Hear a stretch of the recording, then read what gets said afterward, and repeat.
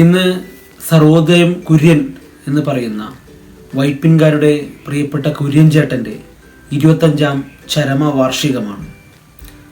സർവോദയം കുര്യൻ കേരളത്തിൽ വളരെ പ്രശസ്തനായ ഒരു സാമൂഹിക സാംസ്കാരിക പ്രവർത്തകനായിരുന്നു. അദ്ദേഹത്തെ പറ്റിയൊരു പുസ്തകം വൈപ്പിൻ സ്വദേശിയായ ഒരാൾ എഴുതിയിരുന്നു.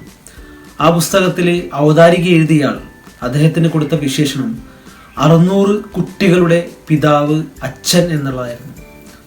തൻ്റെ 15ാം വയസ്സിൽ ഫോർട്ട് കൊച്ചി ഹോസ്പിറ്റൽ പരിസരത്ത് നിന്ന് ഒരു നവജാത ശിശുവിനെ അദ്ദേഹത്തിന് കിട്ടി. അദ്ദേഹം ആ ചോരക്കുഞ്ഞിനെയുമായി തൻ്റെ സൈക്കിളിൽ സഞ്ചരിക്കുകയും ഒരു രക്ഷിതാവിനെ കണ്ടുപിടിച്ച് കൊടുക്കുകയും ചെയ്തു. സാധാരണ അനാഥ കുട്ടികളെ തെരുവിൽ നിന്നൊരു കുട്ടിയെ കിട്ടിയ അദ്ദേഹം ഏതെങ്കിലും രക്ഷകർത്താക്കളെ കണ്ടെത്തി അവർക്ക് ഏൽപ്പിക്കുന്നതായിരുന്നു അദ്ദേഹത്തിൻ്റെ രീതി. വെറുതെ ഏൽപ്പിച്ചാൽ മാത്രം തീരില്ല, അത് ഏൽപ്പിക്കുകയും ഇടയ്ക്ക് മോണിറ്ററിങ് ചെയ്യാൻ വേണ്ടി അദ്ദേഹം വരും. അങ്ങനെ 600ഓളം കുട്ടികളെയാണ് അദ്ദേഹം തെരുവിൽ നിന്ന് അനാഥത്വത്തിൽ നിന്ന് സനാഥത്വത്തിലേക്ക് എത്തിച്ചിട്ടുള്ളത്. അതാണ് അദ്ദേഹത്തിൻ്റെ ഏറ്റവും വലിയ പ്രത്യേകത. അദ്ദേഹം ഏതെങ്കിലും രാഷ്ട്രീയ പാർട്ടിയിലോ മറ്റോ ഉണ്ടായിരുന്നില്ല. ഒറ്റക്കായിരുന്നു അദ്ദേഹത്തിൻ്റെ പോരാട്ടം മുഴുവൻ. ആ ഒറ്റക്കുള്ള പോരാട്ടം, ഏറ്റവും സുപ്രധാന പോരാട്ടം നേരത്തെ പറഞ്ഞ 600 കുട്ടികളുടെ ജീവിതത്തിൽ ഒരു പുതിയ നന്മ നൽകി എന്നുള്ളതായിരുന്നു. മറ്റൊന്നായിരുന്നു 1982 സെപ്റ്റംബറിൽ വൈപ്പിനിൽ നടന്ന മദ്യദുരന്തം. ഈ മദ്യദുരന്തത്തിൽ ഔദ്യോഗിക കണക്ക് പ്രകാരം 77 പേര് മരണപ്പെടുകയും 65ഓളം പേർക്ക് കണ്ണിൻ്റെ കാഴ്ച നഷ്ടപ്പെടുകയും 150ഓളം പേർക്ക് അസുഖം ബാധിക്കുകയും ചെയ്തു. ചുരുക്കി പറഞ്ഞാൽ 650ഓളം കുടുംബങ്ങളെ, വൈപ്പിൻ മണ്ഡലത്തിലെ 650ഓളം കുടുംബങ്ങളെ ബാധിച്ച ഒരു വലിയ ദുരന്തമായിരുന്നു വൈപ്പിൻ മദ്യദുരന്തം.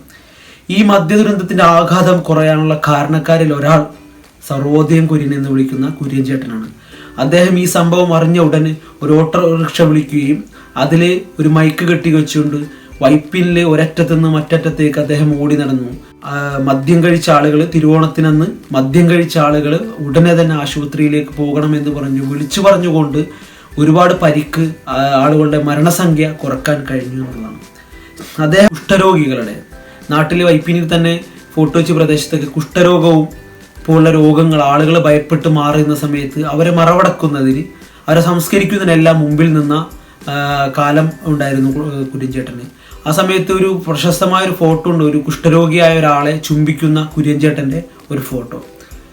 അത്തരത്തിൽ ഈ വിവിധങ്ങളായ പ്രവർത്തനങ്ങൾ, എന്നാൽ ഈ പ്രവർത്തനങ്ങൾക്കൊന്നും ഫണ്ട് ശേഖരിച്ചിരുന്നത് അദ്ദേഹം കുടുംബ സ്വത്തിൽ നിന്നും വിദേശത്തുണ്ടായിരുന്ന എൻ്റെ മക്കളുടെ സമ്പാദ്യത്തിൽ നിന്നുമെല്ലാമാണ് അദ്ദേഹം ഈ സാമൂഹിക പ്രവർത്തനങ്ങൾക്ക് മുഴുവൻ ഫണ്ട് കണ്ടെത്തിയിരുന്നത്. അങ്ങനെ വൈവിധ്യമാർന്ന പ്രവർത്തനങ്ങളുണ്ട്.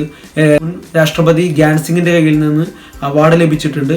അങ്ങനെ വിവിധങ്ങളായ കാനഡയുടെ ഒരു NGO ഓർഗനൈസേഷൻ അവാർഡ് ലഭിച്ചിട്ടുണ്ട്. അങ്ങനെ വിവിധ അവാർഡുകൾ ലഭിച്ചിട്ടുണ്ട്. എങ്ങനെയാണെങ്കിലും വൈപ്പിൻ ജനതയുടെ മനസ്സിൽ കുര്യൻ ചേട്ടൻ എന്നുള്ളത്, അദ്ദേഹത്തെ പറ്റിയുള്ള ഓർമ്മ എന്നുള്ളത്, ഒരു ചോരക്കുഞ്ഞിനെ കയ്യിൽ പിടിച്ച് ഒരു കയ്യിൽ പിടിച്ചുകൊണ്ട് ഒരു കയ്യിൽ സൈക്കിൾ പിടിച്ച് സൈക്കിളിൻ്റെ ഹാൻഡിൽ പിടിച്ച് ചവിട്ടി പോകുന്ന വെള്ളയിട്ട കുര്യൻ ചേട്ടനാണ് എന്ന് എൻ്റെ വെല്ലുപ്പ അല്ലെങ്കിൽ പിതാവൊക്കെ പറഞ്ഞ ഓർമ്മയുണ്ട്.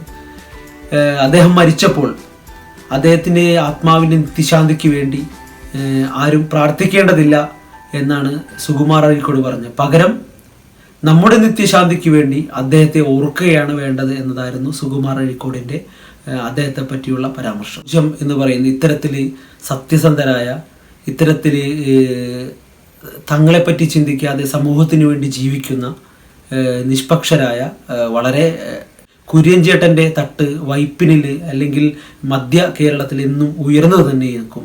അദ്ദേഹത്തിൻ്റെ ആ പ്രവർത്തനങ്ങൾ വരും തലമുറക്കും ഈ തലമുറക്കും മാതൃകയായി മാറട്ടെ എന്ന് ആശംസിക്കുന്നു.